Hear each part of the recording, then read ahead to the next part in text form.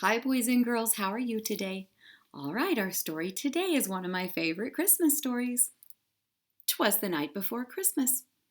While we listen to this story, I want you to pay attention to all of the rhyming words. There are lots of rhyming words in this story. The Night Before Christmas by Clement C. Moore. 'Twas the night before Christmas when all through the house not a creature was stirring, not even a mouse. The stockings were hung by the chimney with care, in hopes that St. Nicholas soon would be there. The children were nestled all snug in their beds, while visions of sugar plums danced in their heads.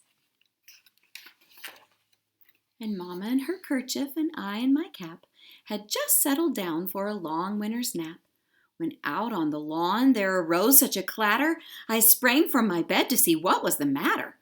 Away to the window I flew like a flash, tore open the shutters, and threw up the sash.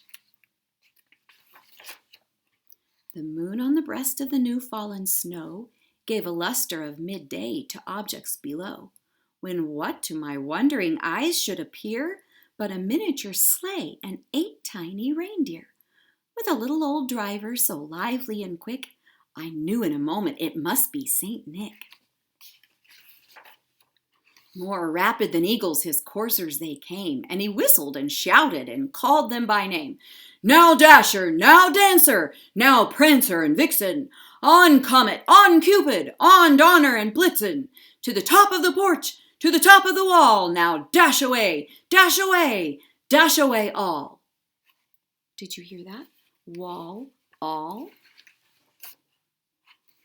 As dry leaves that before the wild hurricane fly, when they meet with an obstacle, mount to the sky, so up to the housetop the coursers they flew, with a sleigh full of toys, and St. Nicholas too.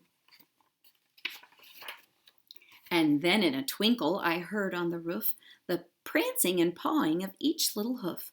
As I drew in my head and was turning around, down the chimney St. Nicholas came with a bound. He was dressed all in fur from his head to his foot, and his clothes were all tarnished with ashes and soot. A bundle of toys he had flung on his back, and he looked like a peddler just opening his pack.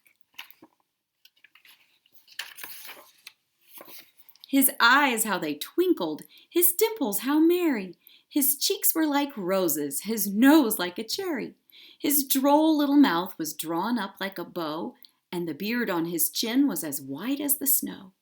The stump of a pipe he held tight in his teeth, and the smoke, it encircled his head like a wreath.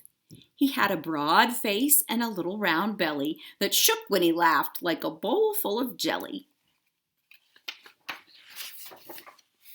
He was chubby and plump, a right jolly old elf, and I laughed when I saw him in spite of myself. A wink of his eye and a twist of his head soon gave me to know I had nothing to dread.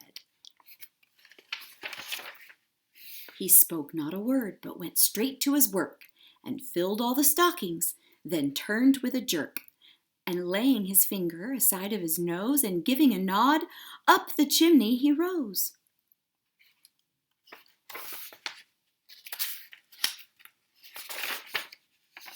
He sprang to his sleigh, to his team gave a whistle, and away they all flew like the down on a thistle. But I heard him exclaim, as he drove out of sight, Happy Christmas to all, and to all a good night. That was fun. And those were some old-fashioned pictures, weren't they? They look a little bit different than some of the other books that you see nowadays. I thought you might enjoy that. All right, boys and girls, I love you. Bye.